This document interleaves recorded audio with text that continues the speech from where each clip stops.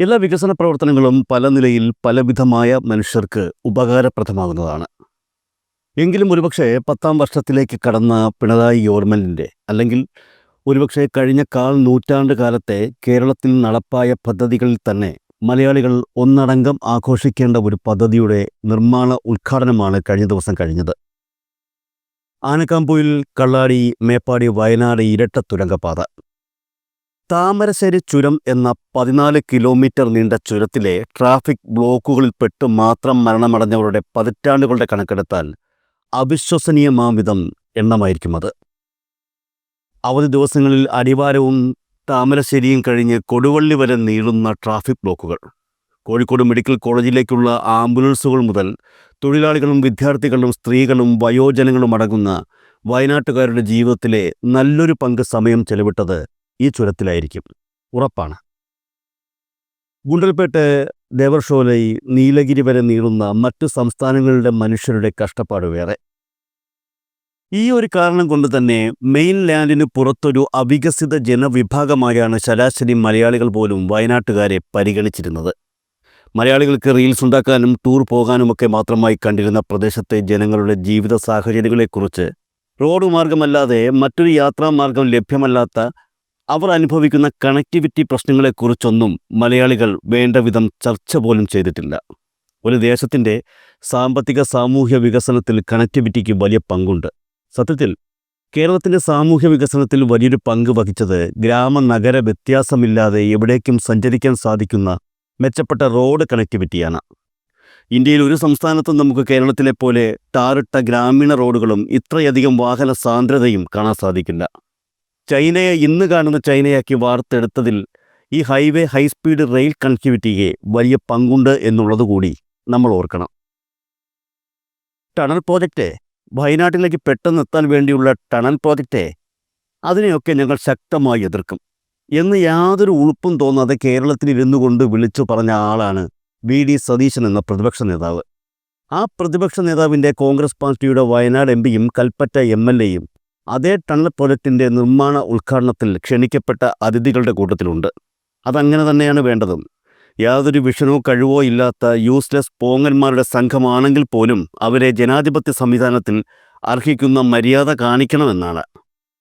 ഇപ്പോഴുള്ള വിവാദങ്ങളൊക്കെ ഒന്ന് തണുക്കുമ്പോൾ ഈ തുരങ്കപാത നിർമ്മാണത്തിൽ കമ്മീഷൻ എന്ന 4ാംകിട പോസ്റ്ററുകളും കൊണ്ട് കുറച്ച് ആൾക്കാർ പ്രത്യക്ഷപ്പെടും.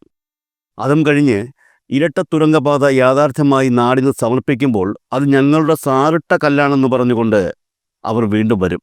ഇന്നത്തെ പോസ്റ്റ് ഒട്ടിപ്പുകാർ അന്നും ഞങ്ങളുടെ സാറിട്ട കല്ലും പരതി മുന്നിൽ തന്നെ ഉണ്ടാകും. ശിലാസ്ഥാപനം എന്താ, നിർമ്മാണ ഉദ്ഘാടനം എന്താ എന്ന് തിരിച്ചറിയാൻ കഴിയാത്തവർ ഇപ്പോഴേ പോസ്റ്റ് ഒട്ടികൾ തുടങ്ങിയിട്ടുണ്ട്.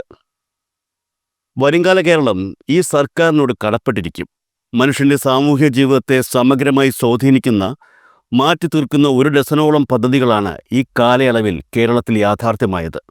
ഈ തുരങ്കപാത യാഥാർത്ഥ്യമാകുമ്പോൾ മറക്കാൻ പാടില്ലാത്ത മറ്റൊരു പേരുണ്ട്, സഖാവ് ലിൻഡോ ജോസഫ് എന്നത്. പ്രകൃതി സ്നേഹികളായിട്ടുള്ള ആളുകൾ തെറ്റായ നിലയിലുള്ള പ്രചരണങ്ങൾ ചിലപ്പോൾ അഴിച്ചുവിടുന്ന സാഹചര്യമുണ്ടായി. അത് നിക്ഷിപ്ത താല്പര്യത്തിന്റെ ഭാഗമായിട്ടാണ്. ശരിയായ വിമർശനങ്ങളെ ഉൾക്കൊണ്ടുകൊണ്ട് ഈ പദ്ധതി നടപ്പിലാക്കുന്നതിന് വേണ്ടിയിട്ടുള്ള ശ്രമമാണ് നമ്മളെല്ലാവരും ചേർന്ന് നടത്തിയത്. എന്നാൽ ചില നിക്ഷിപ്ത താല്പര്യക്കാർ ഈ പദ്ധതിക്കെതിരെ തുരങ്കം വെക്കുന്നതിന് വേണ്ടിയിട്ടുള്ള ശ്രമം നടത്തി എന്നത് നമ്മുടെ എല്ലാവരുടെയും ഓർമ്മയിലുള്ള ഒരു കാര്യമാണ്.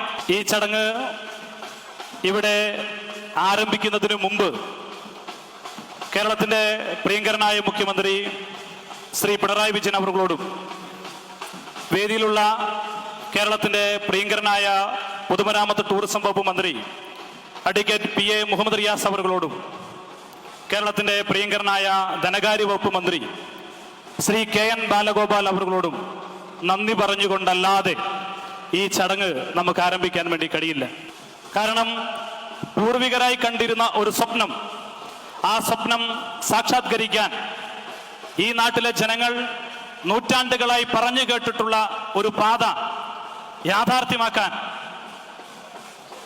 ഈ ഗവൺമെന്റ് ഇല്ലായിരുന്നുവെങ്കിൽ സാധിക്കുമായിരുന്നില്ല എന്നതിൻ്റെ ഏറ്റവും പ്രകടമായ ഉദാഹരണമാണ് ഇവിടെ കൂടിയിരിക്കുന്ന ഈ ജനാവലി.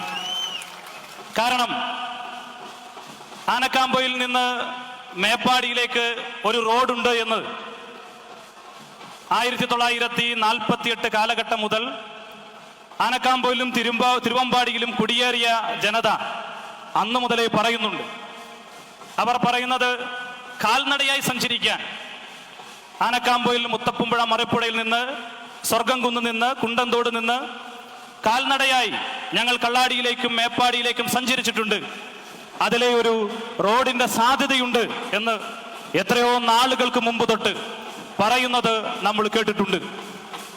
അതിനു വേണ്ടിയിട്ടുള്ള ശ്രമങ്ങൾ, ആഗ്രഹങ്ങൾ അത് തുടങ്ങിയിട്ട് നാളുകളേറെയായി എന്നുള്ള കാര്യത്തിൽ ആർക്കും സംശയമുണ്ടാവില്ല. അതിനു വേണ്ടിയിട്ടുള്ള അന്വേഷണങ്ങളും അതിനു വേണ്ടിയിട്ടുള്ള ശ്രമങ്ങളും അതിനു വേണ്ടിയിട്ടുള്ള കാനന യാത്രകളുമെല്ലാം നമുക്ക് മുമ്പേ ഉണ്ടായിരുന്ന പൂർവികർ ഒരുപാട് നടത്തിയ മണ്ണാണ് നമ്മുടെ ഈ മണ്ണ്. മലമ്പാമ്പിനോടും കാട്ടുപന്നിയോടും കാട്ടാനയോടും പടപൊരുതിയ മനുഷ്യർ, ഒരു നേരത്തെ അന്നത്തിനു വേണ്ടി കഠിനാധ്വാനം നടത്തിയ മനുഷ്യർ, കാർഷിക മേഖലയിലെ വലിയ രൂപത്തിലുള്ള പ്രതിസന്ധികളെ അതിജീവിക്കാൻ കാട്ടുമൃഗങ്ങളോട് പോരടിച്ച് സ്വന്തം സമ്പാദ്യം വളർത്തുന്നതിന് നാണ്യവിളകളും അതുപോലെ തന്നെ മറ്റ് കൃഷികളുമായി ഈ ഭൂമിയെ ആശ്രയിച്ചവർ തങ്ങളുടെ കാർഷിക ഉൽപ്പന്നങ്ങൾ വിപണിയിലെത്തിക്കാൻ ഉണ്ടാവുന്ന കാലതാമസവും പ്രതിസന്ധിയും മറികടക്കുന്നതിന് വേണ്ടി ഒരുപാട് നാളത്തെ ആഗ്രഹമായി വയനാടിനെയും കോഴിക്കോട് ജില്ലയും ബന്ധിപ്പിച്ചുകൊണ്ടുള്ള റോഡിന്റെ സാധ്യതകളെ സംബന്ധിച്ച് നിരവധിയായിട്ടുള്ള ചർച്ചകളും നിരവധിയായിട്ടുള്ള ഇടപെടലുകളും നടന്നിട്ടുണ്ട് എന്നത് നമുക്കെല്ലാവർക്കും അറിയാവുന്ന കാര്യമാണ്. കാനനപാതയിലൂടെ യാത്ര ചെയ്ത ഓരോ മനുഷ്യനും ഇങ്ങനെ ഒരു റോഡിന് സാധ്യതയുണ്ട് എന്ന് പലതവണ പറഞ്ഞിട്ടുണ്ട്.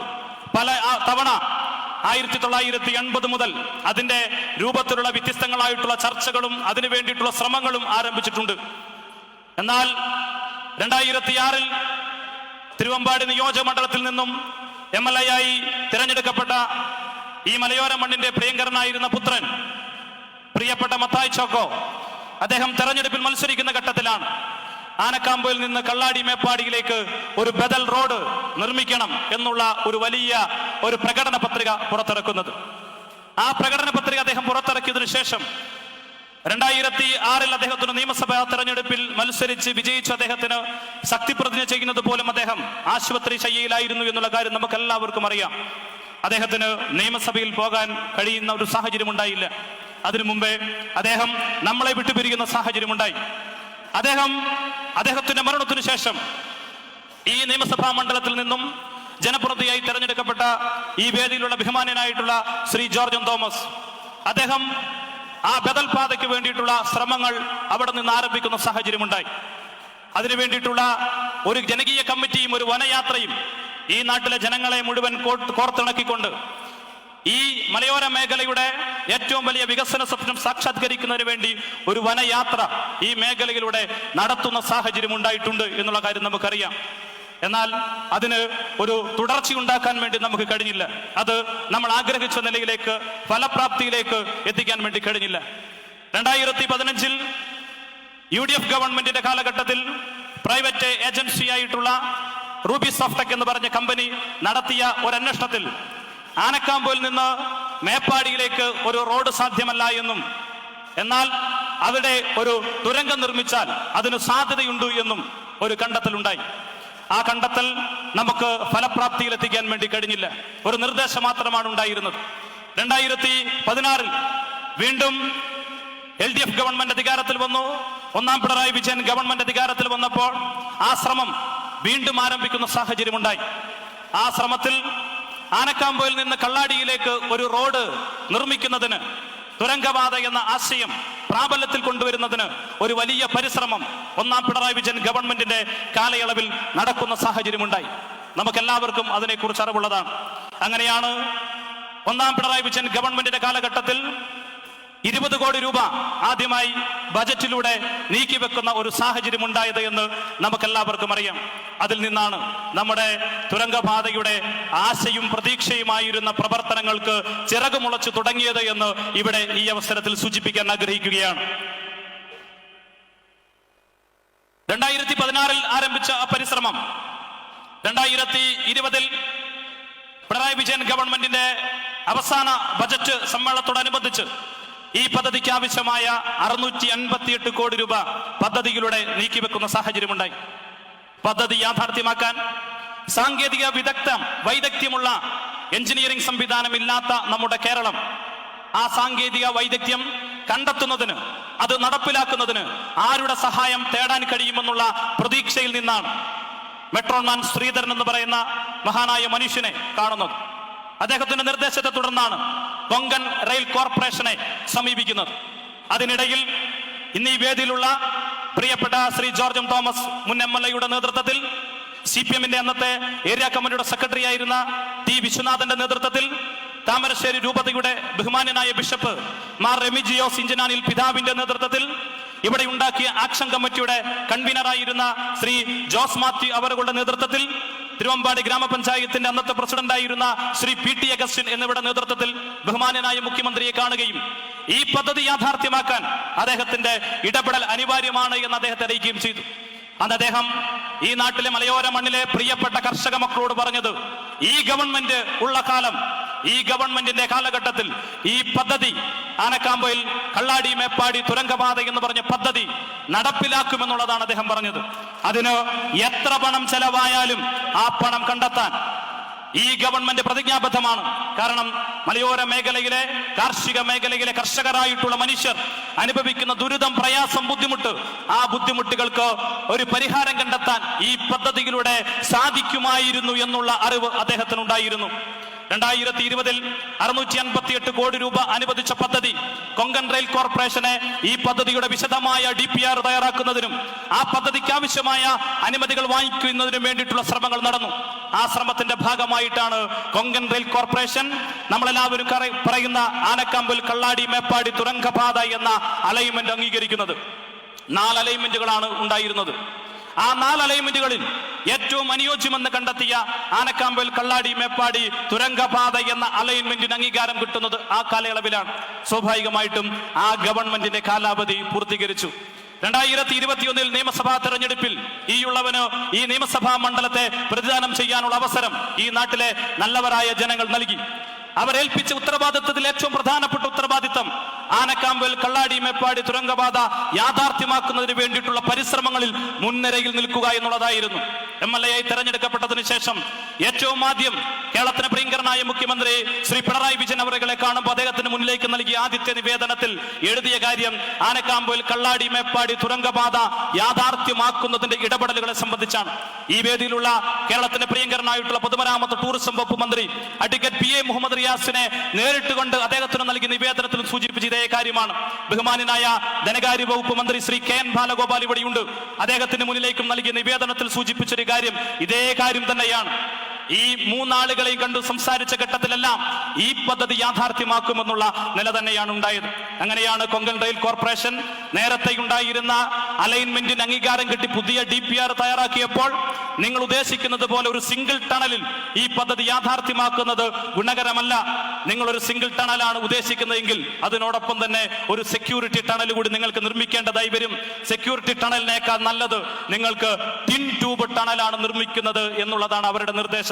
ഇരട്ട തുരങ്കമാണ് നിർമ്മിക്കുന്നത് നിങ്ങൾക്ക് അഭികാമ്യം. കാരണം നമ്മുടെ നാട്ടിൽ വർദ്ധിച്ചു വരുന്ന വാഹനപ്പെരുപ്പം, സ്വാഭാവികമായിട്ടും ആ വാഹനപ്പെരുപ്പങ്ങളെ മുൻകൂട്ടി കണ്ടുകൊണ്ട് നിങ്ങൾക്ക് ആവശ്യമായ പ്രശ്നങ്ങൾക്ക് പരിഹാരമുണ്ടാക്കാൻ കഴിയുന്ന നിലയിൽ ഇരട്ട തുരങ്കമാണ് അനിവാര്യമെന്ന നിർദ്ദേശം അവിടുന്ന് നിർദ്ദേശിക്കപ്പെടുകയുണ്ടായി.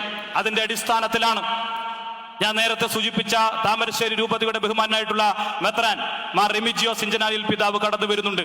ഞാൻ നേരത്തെ സൂചിപ്പിച്ചതുപോലെ മുഖ്യമന്ത്രിക്ക് നൽകിയ ആദ്യത്തെ നിവേദന സംഗമത്തിൽ ബഹുമാനപ്പെട്ട മുൻ MLA-യോടൊപ്പം ബഹുമാനപ്പെട്ട മുഖ്യമന്ത്രിയെ കാണാൻ അദ്ദേഹവും ഉണ്ടായിരുന്നു എന്നുള്ള കാര്യം ഒരിക്കൽ കൂടി ഞാൻ ഈ അവസരത്തിൽ ഓർമ്മിപ്പിക്കുകയാണ്. ഞാൻ പറഞ്ഞു വന്നത്, ഇവിടെ സൂചിപ്പിച്ചത്, 2ാം പിണറായി വിജയൻ ഗവൺമെന്റിന്റെ കാലഘട്ടത്തിൽ ആദ്യമായി കൊങ്കൺ റെയിൽ കോർപ്പറേഷൻ അംഗീകരിച്ച DPR പ്രകാരം 658 കോടി രൂപ എന്നത് ഉയർന്നത് 2134.5 കോടി രൂപ എന്ന വലിയ സംഖ്യയിലേക്കാണ്. ഒരു പുതുമുഖ MLA എന്ന നിലയിൽ 2134 കോടി രൂപ എന്നത് നമ്മളെ കാണുമ്പോൾ അത്ഭുതപ്പെടുത്തുന്ന, ഒരിക്കലും കാണാൻ സാധ്യതയില്ലാത്ത ഒരു ഭീമാകാരമായ ഒരു തുകയായിട്ടാണ് നമുക്ക് തോന്നിയത്. ആ തുകയെക്കുറിച്ച് കേട്ടപ്പോൾ തന്നെ ഭയപ്പെട്ടു എന്നുള്ളത് ഒരു സത്യം തന്നെയാണ്. ഇത്രയും വലിയൊരു തുക ഒരു സിംഗിൾ പ്രൊജക്ടിന് വേണ്ടി ഒരു ഗവൺമെന്റ് അനുവദിക്കുമോ എന്നുള്ള സംശയം എന്നിൽ ഉണ്ടായിരുന്നു എന്നുള്ളത് വസ്തുത തന്നെയാണ്. എന്നാൽ കേരളത്തിന്റെ പ്രിയങ്കരനായ മുഖ്യമന്ത്രി ശ്രീ പിണറായി വിജയൻ അവരുകളെ കണ്ട് ഈ തുകയുടെ ഭീകരമായ അന്തരീക്ഷത്തെ കുറിച്ച് പറഞ്ഞപ്പോ അദ്ദേഹം മറുപടി പറഞ്ഞത് വളരെ ലാളിത്യപൂർവ്വം അദ്ദേഹം മറുപടി പറഞ്ഞത്, ആനക്കാമ്പൊയിൽ കള്ളാടി മേപ്പാടി തുരങ്കപാത നമുക്ക് യാഥാർത്ഥ്യമാക്കണം. അത് യാഥാർത്ഥ്യമാക്കുന്നതിന് എത്ര തുക വേണമെങ്കിലും ആ തുക അനുവദിക്കാൻ ഈ ഗവൺമെന്റ് തയ്യാറാണ് എന്നുള്ളതാണ്. അതിന്റെ ഭാഗമായിട്ടാണ് ബഹുമാനപ്പെട്ട പൊതുമരാമത്ത് വകുപ്പ് മന്ത്രി 2021 ജൂൺ മാസത്തിൽ മറിപ്പുഴ എന്ന് പറഞ്ഞ നമ്മുടെ മുത്തപ്പുംപുഴയ്ക്ക് മുകളിൽ തുരങ്കം നിർമ്മിക്കുന്ന സ്ഥലത്തെത്തുന്നത്. ബഹുമാനപ്പെട്ട പൊതുമരാമത്ത് വകുപ്പ് മന്ത്രിയും കൂട്ടി കേരളത്തിന് പ്രിയങ്കരനായിട്ടുള്ള ധനകാര്യ വകുപ്പ് മന്ത്രി ശ്രീ KN ബാലഗോപാലിനെ കണ്ടപ്പോൾ അദ്ദേഹം പറഞ്ഞത്, നിങ്ങളുടെ പദ്ധതിക്ക് ആവശ്യമായ മുഴുവൻ തുകയും അടുത്ത കിഫ്ബി മീറ്റിംഗിന്റെ ഭാഗമായി നീക്കിവെക്കുമെന്നുള്ളതാണ്. 2022 നമ്മളെല്ലാം പ്രതീക്ഷിച്ചതുപോലെ കിഫ്ബിയുടെ പുതിയ മീറ്റിംഗിന്റെ മിനിറ്റ്സ് പുറത്തിറങ്ങിയപ്പോ കേരളത്തിന്റെ പ്രിയങ്കരനായ ധനകാര്യ വകുപ്പ് മന്ത്രി ശ്രീ KN ബാലഗോപാൽ പറഞ്ഞതുപോലെ ഈ പദ്ധതിക്ക് ആവശ്യമായ 2134.5 കോടി രൂപയും അനുവദിച്ചിരിക്കുന്നു എന്ന പുതുക്കിയ ഭരണാനുമതിയാണ് നമുക്ക് ലഭ്യമായത്. ആ പണം ലഭ്യമായതുകൊണ്ട് പദ്ധതി യാഥാർത്ഥ്യമാക്കാൻ കഴിയുമായിരുന്നില്ല. നമ്മളാരും കാണാത്ത വലിയൊരു പദ്ധതിയാണ്. ഇന്ത്യയിലെ തന്നെ ഏറ്റവും ദൈർഘ്യമേറിയ ഒരു തുരങ്കത്തെയാണ് നമ്മൾ നിർമ്മിക്കാൻ വേണ്ടി പോകുന്നത്. അത് ഇരട്ട തുരങ്കമാണ്. ഇന്ത്യയിലെ തന്നെ ഏറ്റവും വലിയ ഇരട്ട തുരങ്കം നിർമ്മിക്കുന്നതിന് വേണ്ടിയിട്ടുള്ള പ്രപ്പോസലുമായി മുന്നോട്ട് പോകുമ്പോൾ അതിന് മുമ്പിൽ വലിയ കടമ്പകൾ ഉണ്ടായിരുന്നു മറികടക്കാൻ. ആ കടമ്പകളെ കുറിച്ച് പല ആളുകളും ചിലപ്പോ സംസാരിക്കുന്നതേ ഇല്ല. 2020 ഒക്ടോബർ മാസം 5-ാം തീയതി ഈ പദ്ധതി കൊങ്കൺ റെയിൽ കോർപ്പറേഷനെ ഏൽപ്പിച്ചുകൊണ്ടൊരു പ്രൊജക്ട് ലോഞ്ചിങ് ബഹുമാനനായ മുഖ്യമന്ത്രി നിർവഹിച്ചു. ആ പ്രൊജക്ട് ലോഞ്ചിങ്ങിന്റെ ഫോട്ടോ എടുത്ത് വെച്ച് ഇപ്പോഴും ചില ആളുകൾ ഇലക്ഷൻ സ്റ്റണ്ട് പോലെ നിങ്ങൾ ഓരോ ഇലക്ഷന്റെ സമയത്തും ഇതാ ഈ ഉദ്ഘാടനം നടത്തുകയാണ് എന്നുള്ള അപഹാസ്യകരമായ ചില കാര്യങ്ങൾ നടത്താറുണ്ട്. അവരുൾപ്പെടെയുള്ള ആളുകളോട് ഈ വലിയ വേദിയിൽ ആ കാര്യം വിശദീകരിക്കുകയാണ്. 2022 ഈ പദ്ധതിക്ക് ആവശ്യമായ തുക അനുവദിച്ചതിനു ശേഷം ആ പദ്ധതി നടപ്പിലാക്കാൻ ആവശ്യമായ ഭൂമി ഏറ്റെടുക്കൽ എന്നത് ഏറ്റവും സങ്കീർണമായ പ്രശ്നമായിരുന്നു. 33 ഹെക്ടർ സ്ഥലം ഏറ്റെടുക്കണം. വയനാട് ജില്ലയിലും കോഴിക്കോട് ജില്ലയിലുമായി 33 ഹെക്ടർ സ്ഥലം ഏറ്റെടുക്കേണ്ടതുണ്ട്. അതിൽ 17 ഹെക്ടർ സ്ഥലം ഇപ്പൊ നടന്നു വരുന്ന ബഹുമാനപ്പെട്ട വനം മന്ത്രിയുടെ നിയന്ത്രണത്തിലുള്ളതാണ്. വനം വകുപ്പിന് കീഴിലുള്ള 17 ഹെക്ടർ സ്ഥലം ഏറ്റെടുക്കണമായിരുന്നു. ബഹുമാനപ്പെട്ട മുഖ്യമന്ത്രിയുടെയും ബഹുമാനപ്പെട്ട വനം വകുപ്പ് മന്ത്രി ശ്രീ AK ശശീന്ദ്രൻ അവരുടെയും നേതൃത്വത്തിൽ നടത്തിയിട്ടുള്ള ആദ്യത്തെ യോഗത്തിൽ ഈ പദ്ധതിക്ക് ആവശ്യമായ വനഭൂമി ഏറ്റെടുക്കാൻ ആവശ്യമായ നടപടികൾ ഉണ്ടായി. 2022 ആരംഭിച്ച ഭൂമി ഏറ്റെടുക്കൽ നടപടി 2024 ജനുവരി മാസമാവുമ്പോഴേക്കും പൂർത്തീകരിക്കാൻ കഴിഞ്ഞു എന്നത് ഏറ്റവും പ്രധാനപ്പെട്ട ഒരു കാര്യമാണ്. ഈ പദ്ധതി മുന്നോട്ട് വെക്കുന്ന ഘട്ടത്തിൽ ഏറ്റവും വലിയ തടസ്സമായി നമ്മൾ കണ്ടത് സോഷ്യൽ ഇമ്പാക്ട് അസസ്മെന്റ് സ്റ്റഡിയാണ്. പ്രകൃതി സ്നേഹികളായിട്ടുള്ള ആളുകൾ തെറ്റായ നിലയിലുള്ള പ്രചരണങ്ങൾ ചിലപ്പോൾ അഴിച്ചുവിടുന്ന സാഹചര്യമുണ്ടായി. അത് നിക്ഷിപ്ത താല്പര്യത്തിന്റെ ഭാഗമായിട്ടാണ്. ശരിയായ വിമർശനങ്ങളെ ഉൾക്കൊണ്ടുകൊണ്ട് ഈ പദ്ധതി നടപ്പിലാക്കുന്നതിന് വേണ്ടിയിട്ടുള്ള ശ്രമമാണ് നമ്മളെല്ലാവരും ചേർന്ന് നടത്തിയത്. എന്നാൽ ചില നിക്ഷിപ്ത താല്പര്യക്കാർ ഈ പദ്ധതിക്കെതിരെ തുരങ്കം വെക്കുന്നതിന് വേണ്ടിയിട്ടുള്ള ശ്രമം നടത്തി എന്നത് നമ്മുടെ എല്ലാവരുടെയും ഓർമ്മയിലുള്ള ഒരു കാര്യമാണ്. SIA സ്റ്റഡി എന്ന് പറഞ്ഞ സോഷ്യൽ ഇമ്പാക്ട് അസസ്മെന്റ് സ്റ്റഡിയാണ്. 1 വർഷം നീണ്ടു നിൽക്കുന്ന ഒരു നടപടിക്രമം. വേനലിലും മഴയിലും ഓരോ സീസണിലും തുരങ്കം നിർമ്മിച്ചുകൊണ്ടിരിക്കുന്ന പ്രദേശത്തുണ്ടാവുന്ന ഓരോ കാലാവസ്ഥ വ്യതിയാനങ്ങളെയും കൃത്യമായി അടയാളപ്പെടുത്തി ആ വ്യതിയാനങ്ങളുടെ ഭാഗമായി തുരങ്കം നിർമ്മിക്കുമ്പോൾ ഏതെങ്കിലും നിലയിലുള്ള ഒരു ആഘാതം നമ്മുടെ ഭൂമിക്ക് നമ്മുടെ പ്രദേശത്ത് ഉണ്ടാകുന്നുണ്ടോ എന്ന് പഠിക്കുന്നതിന് വേണ്ടി 1 വർഷം നീണ്ടു നിൽക്കുന്ന പഠനം ആവശ്യമായി വന്നു. അതിനുവേണ്ടി ഉള്ള വിശദമായ പഠനം നടത്തി കോഴിക്കോട് കളക്ടറേറ്റിലും വയനാട് കളക്ടറേറ്റിലും പബ്ലിക് ഹിയറിംഗ് നടത്തി ആളുകളുടെ അഭിപ്രായങ്ങൾ ശേഖരിച്ചു. ആ അഭിപ്രായങ്ങളിൽ വിമർശനങ്ങൾ ഉണ്ടായിരുന്നു. ആ വിമർശനങ്ങൾക്ക് കൃത്യമായ മറുപടി നൽകി അവരെല്ലാം കാര്യങ്ങൾ പറഞ്ഞ് ബോധ്യപ്പെടുത്തി SIA സ്റ്റഡി കംപ്ലീറ്റ് ചെയ്തു. ഫോറസ്റ്റിന്റെ ക്ലിയറൻസ് ലഭ്യമാവണമായിരുന്നു. Stage 1 clearance. ഫോറസ്റ്റ് നമുക്ക് ഭൂമി വിട്ടു നൽകുമ്പോൾ നിരവധിയായിട്ടുള്ള മാനദണ്ഡങ്ങൾ മുന്നോട്ട് വെച്ചു. ഇത്ര മരങ്ങൾ മുറിക്കുന്നുണ്ട്, ആ മരങ്ങൾക്ക് പകരം ഇത്ര ഏക്കർ സ്ഥലത്ത് മരം വെച്ച് പിടിപ്പിക്കണം. ഓരോ സ്പീഷീസുകളും നഷ്ടമാവുന്നുണ്ട്, ആ സ്പീഷീസുകൾക്ക് പകരമായിട്ടുള്ള ഇന്ന കാര്യങ്ങൾ ചെയ്യണം. ആ മാനദണ്ഡങ്ങളെല്ലാം അംഗീകരിച്ചുകൊണ്ടാണ് ബഹുമാന്യനായിട്ടുള്ള മുഖ്യമന്ത്രിയുടെ വലിയ ശ്രമത്തിന്റെ ഭാഗമായി ഞാൻ നേരത്തെ സൂചിപ്പിച്ചതുപോലെ സ്റ്റേജ് 1 ക്ലിയറൻസ് നമുക്ക് ലഭ്യമാവുന്നത്. സ്റ്റേജ് 1 ക്ലിയറൻസും നേരത്തെ സൂചിപ്പിച്ചതുപോലെ ഭൂമി ഏറ്റെടുക്കലും SIA സ്റ്റഡിയും പൂർത്തീകരിക്കുമ്പോൾ 2023 ഒക്ടോബർ മാസത്തോളമായി. ഒക്ടോബർ മാസത്തോടെ എത്തിയപ്പോ പിന്നീട് അതിന്റെ ടെൻഡർ നടപടിയിലേക്ക് കടക്കണമെന്നുള്ള തീരുമാനമുണ്ടായി. ടെൻഡർ നടപടികളിലേക്ക് കടന്ന ഘട്ടത്തിലാണ്, ടെൻഡർ നടപടികളുമായി മുന്നോട്ട് പോകുന്ന ഘട്ടത്തിലാണ് വയനാട്ടിൽ നമ്മളാരും പ്രതീക്ഷിക്കാത്ത ഒരു സമയത്ത് വലിയൊരു ദുരന്തമുണ്ടായി. ആ ദുരന്തം വന്നതോടുകൂടി ഈ പദ്ധതി ഇനി നടപ്പിലാക്കാനേ കഴിയില്ല എന്നുള്ള നിലയിലുള്ള വലിയ രൂപത്തിലുള്ള പ്രചരണങ്ങൾ അഴിച്ചുവിടുന്ന സാഹചര്യമുണ്ടായി. അതിനെ മറപറ്റിക്കൊണ്ട് പല വിധത്തിൽ ഈ പദ്ധതി അട്ടിമറിക്കാൻ ഞാൻ നേരത്തെ സൂചിപ്പിച്ചതുപോലെ നിക്ഷിപ്ത താല്പര്യം മാത്രം കൈമുതലാക്കിയ ആളുകൾ വലിയ രൂപത്തിലുള്ള തെറ്റായ ഇടപെടലുകൾ നമുക്കിടയിൽ നടത്തുന്ന സാഹചര്യവും ഉണ്ടായി എന്നുള്ളത് വസ്തുതയാണ്. അങ്ങനെ നിക്ഷിപ്ത താല്പര്യക്കാരുമായി മുന്നോട്ടിറങ്ങിയപ്പോ ഏറെ അഭിമാനത്തോടെ, ഏറെ സന്തോഷത്തോടെ, അതിലേറെ അഹങ്കാരത്തോടു കൂടി ഈ വേദിയിൽ നിന്ന് എനിക്ക് പറയാൻ വേണ്ടി കഴിയും, അങ്ങനെ ഒരു ചിന്തയുണ്ടായ ഘട്ടത്തിൽ ഈ നാട്ടിലെ മുഴുവൻ കക്ഷി രാഷ്ട്രീയ നേതാക്കന്മാരും ആനക്കാമ്പൊയിൽ കള്ളാടി മേപ്പാടി തുരങ്കപാത ഞങ്ങൾക്ക് ആവശ്യമാണ്, ഞങ്ങൾ ഒറ്റക്കെട്ടായി ആ പാതയ്ക്ക് വേണ്ടി നിലകൊള്ളുമെന്ന ഉറച്ച നിലപാടിലാണ് ആനക്കാമ്പൊയിൽ കള്ളാടി മേപ്പാടി തുരങ്കപാത യാഥാർത്ഥ്യമാവുന്നത്. ഈ പദ്ധതിക്കെതിരായ നീക്കമുണ്ടായപ്പോ ഈ നാട്ടിലെ മുഴുവൻ രാഷ്ട്രീയ കക്ഷി നേതാക്കന്മാരും സാമൂഹിക കക്ഷി നേതാക്കന്മാരും ഒന്നിച്ചുകൂടി ഈ നാടിന്റെ പദ്ധതി നമുക്ക് യാഥാർത്ഥ്യമാക്കണം. സ്വാഭാവികമായിട്ടും ആ വലിയ തടസ്സത്തെ ജനകീയ പ്രതിരോധം കൊണ്ട് മറികടന്നാണ് നമ്മൾ മുന്നോട്ട് വന്നത്. അതിനുശേഷമാണ് നമ്മൾ പരിസ്ഥിതിയുടെ അനുമതിക്ക് വേണ്ടിയിട്ടുള്ള ശ്രമങ്ങൾ നടന്നത്. പരിസ്ഥിതിയുടെ അനുമതി നമുക്ക് ലഭ്യമായി. നമ്മുടെ കേരള സ്റ്റേറ്റ് പരിസ്ഥിതി വകുപ്പ് നമുക്ക് എല്ലാ അർത്ഥത്തിലുമുള്ള അംഗീകാരം നൽകി നമുക്ക് അനുമതി കിട്ടുമെന്ന ഘട്ടത്തിലാണ് അവരുടെ കാലാവധി പൂർത്തീകരിക്കുന്ന സാഹചര്യം ഉണ്ടായത്. അങ്ങനെ പൂർത്തീകരിച്ച് ആ അനുമതി ഉത്തരവായി നമുക്ക് നൽകുന്നതിന് മുന്നേ ആ കമ്മിറ്റിയുടെ കാലാവധി പൂർത്തീകരിച്ചത് കൊണ്ട് സ്വാഭാവികമായിട്ടും അനുമതിക്ക് വേണ്ടി കേന്ദ്ര ഗവൺമെന്റിനെ നമുക്ക് സമീപിക്കേണ്ടതായി വന്നു. കേന്ദ്ര ഗവൺമെന്റിൽ ഈ പദ്ധതിക്ക് വേണ്ടിയിട്ടുള്ള അംഗീകാരത്തിന് വേണ്ടിയിട്ടുള്ള കേന്ദ്ര ഗവൺമെന്റിലേക്കോ നമ്മൾ ഈ വലിയ നിർദ്ദേശം നൽകിയപ്പോ കേന്ദ്ര ഗവൺമെന്റ് കൂടുതൽ പരിശോധനകൾക്ക് വേണ്ടി നീക്കിവെക്കുന്ന സാഹചര്യം ഉണ്ടായി. ഉടനെ ഞാൻ നേരത്തെ സൂചിപ്പിച്ചതുപോലെ നിക്ഷിപ്ത താല്പര്യക്കാരായിട്ടുള്ള ചില ആളുകൾ ചില മാധ്യമങ്ങളുടെ സഹായത്തോടു കൂടി ആനക്കാമ്പൊയിൽ കള്ളാടി മേപ്പാടി തുരങ്കപാതയ്ക്ക് തിരശ്ശീല വീണിരിക്കുന്നു, ഈ പദ്ധതി ഇനി യാഥാർത്ഥ്യമാകാൻ വേണ്ടി പോകുന്നില്ല, കേന്ദ്ര ഗവൺമെന്റ് അനുമതി നിഷേധിച്ചിരിക്കുന്നു എന്നുള്ള വാർത്ത നൽകി.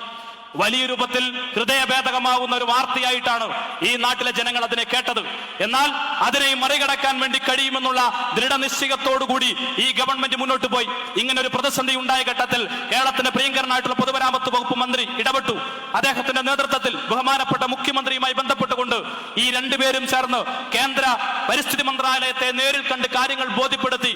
കഴിഞ്ഞ 3 മാസങ്ങൾക്ക് മുമ്പ് കേന്ദ്ര പരിസ്ഥിതി മന്ത്രാലയം ആനക്കാമ്പൊയിൽ കള്ളാടി മേപ്പാടി തുരങ്കപാതയ്ക്ക് ആവശ്യമായ എല്ലാ അനുമതികളും നൽകിക്കൊണ്ടുള്ള ഉത്തരവുണ്ടായി എന്നത് നമ്മളെ ഏറെ സന്തോഷത്തോടു കൂടി കേട്ടതാണ്. അന്ന് നമ്മൾ പറഞ്ഞതാണ് ഈ പദ്ധതിയുടെ ഉദ്ഘാടനം ആനക്കാമ്പൊയിൽ ഉൾക്കൊള്ളാൻ വേണ്ടി കഴിയുന്ന ഒരു ഗ്രൗണ്ടിൽ ആയിരക്കണക്കിന് മനുഷ്യരുടെ സാന്നിധ്യത്തിൽ കേരളത്തിന്റെ പ്രിയങ്കരനായ മുഖ്യമന്ത്രി ശ്രീ പിണറായി വിജയൻ നിർവഹിക്കുമെന്നുള്ളത്. ഈ അവസരത്തിൽ പ്രിയങ്കരനായ മുഖ്യമന്ത്രിയെ ഒരു വേള കൂടി ഓർത്തുകൊണ്ട് എന്റെ പ്രസംഗം അവസാനിപ്പിക്കാമെന്നാണ് കരുതുന്നത്. ഏറ്റവും പ്രധാനമായി കേരളത്തിലെ 30 പ്രൊജക്ടുകൾ, ആ 30 പ്രൊജക്ടുകൾ കേരളത്തിന് പ്രിയങ്കരനായിട്ടുള്ള മുഖ്യമന്ത്രി നേരിട്ട് റിവ്യൂ നടത്തുന്ന പദ്ധതികളാണ്.